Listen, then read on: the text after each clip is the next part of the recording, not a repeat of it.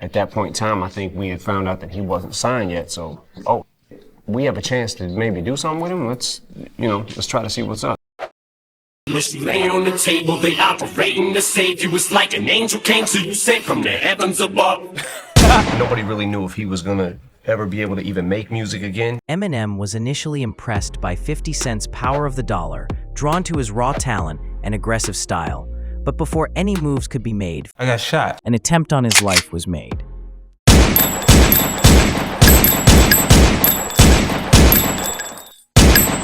Nine bullets left him scarred and blacklisted. Both my legs was broken. I hit 3 times on this leg, so I had a pin from my hip to the top of my knee. This leg was broken on the other side, the bottom down. My hands broke, shot in the face. I was hurt bad.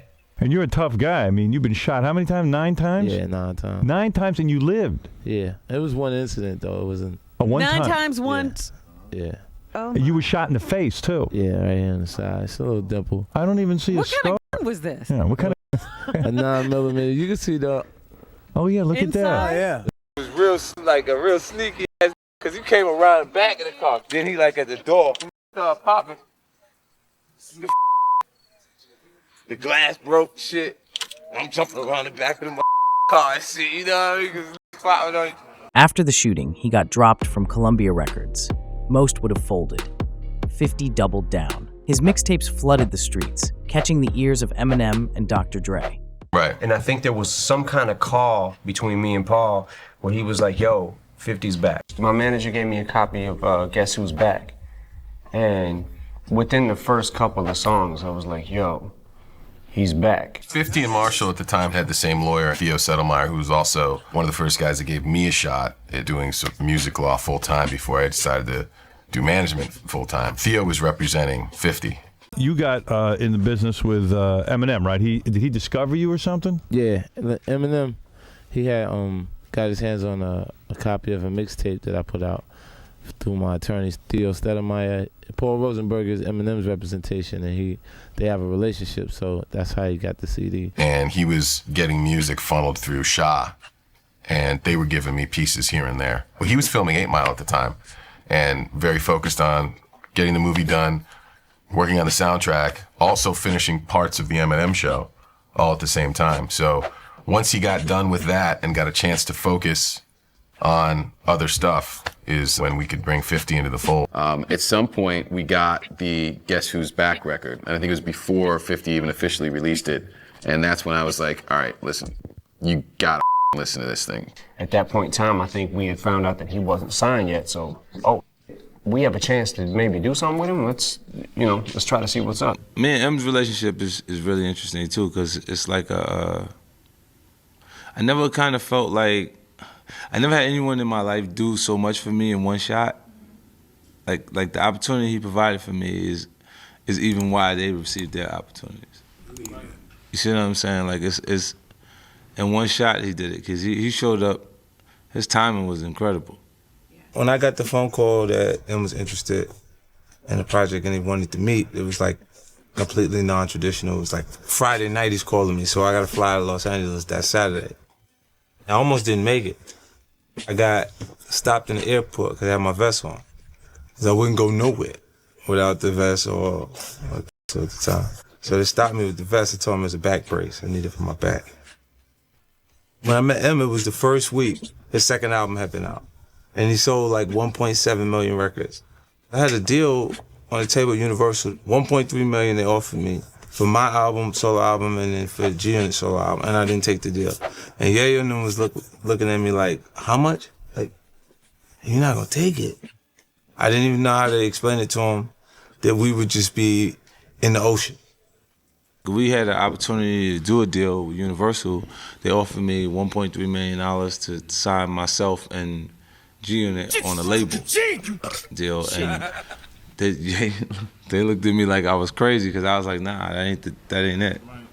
That wasn't the deal. And because we didn't have a lot of money around us at that point, they didn't understand why I would turn the money down. Like, they was like, wait, they was talking about 1.3 American dollars. American dollars, boy. And I was like, nah, that ain't it. Like, that's not. I knew we'd be in the Universal system and no one. Like, we'd just be another thing on Universal Music Group. And I'm saying, I'm not doing that deal. I'm doing a deal with Eminem. Yeah! So I think the first time I met 50 was at a release party. Was it in New York? I think it was in New York. In Los Angeles for the release of the record. They flew me out to Los Angeles. I met him, I met Dre. And I know creatively there's no place I could be that is better than Shady Aftermath. It's almost like we found this diamond or something. So it was about taking what was already there and us just having the platform to just be able to say, here, everybody, hear it all at once. Eminem and Paul Rosenberg brought 50 to Dr. Dre, who also saw star potential, leading to a joint deal between Shady Records, Aftermath Entertainment, and Interscope. This partnership launched 50 Cent's debut album, Get Rich or Die Tryin', which became a massive commercial success and turned him into a global superstar. We were in the right place at the right time. We had a great opportunity for him with a great label, and our relationship with Dre, bringing Dre into the fold, was crucial from a musical standpoint, and just sort of this audience exchange where we could get Eminem fans and Dr. Dre fans and just open it up to both. I was only in the studio with 50 probably 7 days for my entire portion of the album. 50 came out here to LA a couple of days after that. We sat down, talked about it, and seemed like he was cool as shit, so I was like, let's do it, man. So maybe another week after that, me and 50, we went in the studio. I think we spent about 4 or 5 days in the studio, and we got shit like 5 keepers on this album.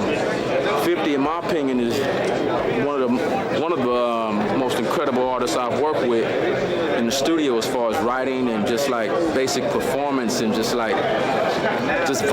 You know what I mean? He came in, every track I put up, he had something for it. He wrote to it, got in the booth, did his thing.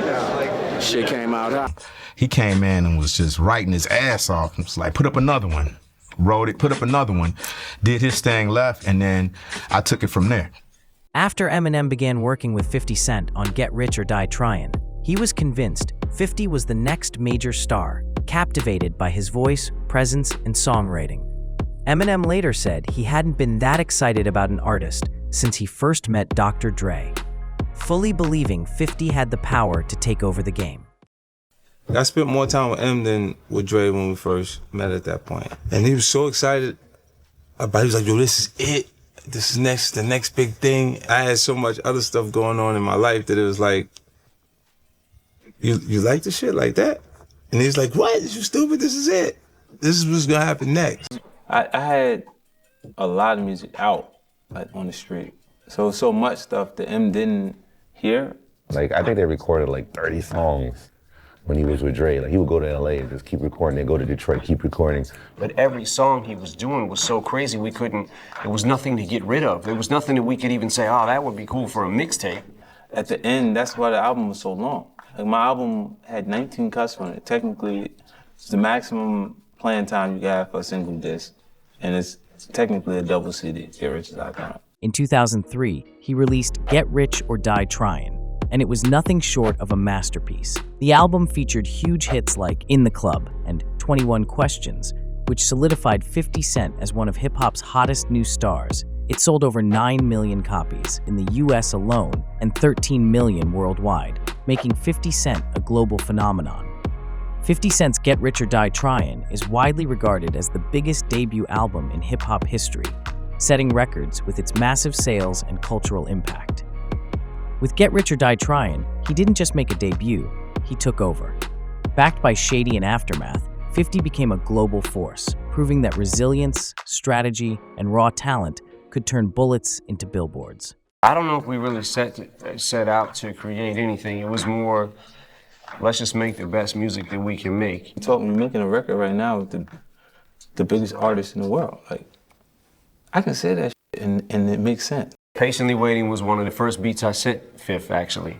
I had CDs of Dre beats, CDs of, I'm like, I'm the man right now, right? So now we went through it and 50 combed through it. Now, they're skeletons. So some of those melodies you hear now, they weren't in it. So 50 was able to pull from the real bare bone skeletons and create melodies that they were able to later produce on top of and make it that. Patiently Waiting, I think, just had the cello, the strings on it, and the drums. It was like a like sounds almost, and it was like I had enough for me to know what tempo and the feel of it, and I just. And that's one of the fun things for me to do as a producer is to hear somebody's rhyme and what they've done and then kind of build around that as opposed to building the beat first. I was really into trying to make it cinematic and trying to make it seem like, you know, make it like a movie. That combined with what they were talking about on the record and how they were able to sort of weave themselves together through this song was pretty magical, I think.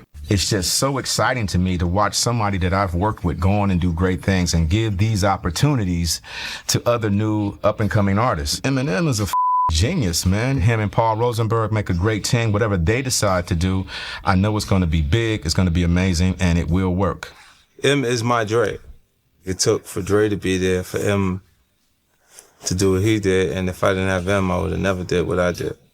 Every single person that was there wanted you to be as successful as possible and would do it, whatever they had to do to help you, facilitate you being able to do it. They provided a platform for me to be 50 Cent.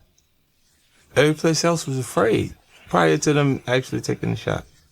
Within the next 15 years, we will try to keep shit going and try to sign new exciting acts, hopefully discover the next whatever. I don't know. The next Eminem. Hopefully. Now you're talking. Yo, my man. Hopefully there's no next Eminem. I couldn't handle the next Eminem. There can never be another you, buddy. Something that terrible the world could never endure again. Thank you. Thank you for 15 years of ruining my life. No problem. Yeah! Shit.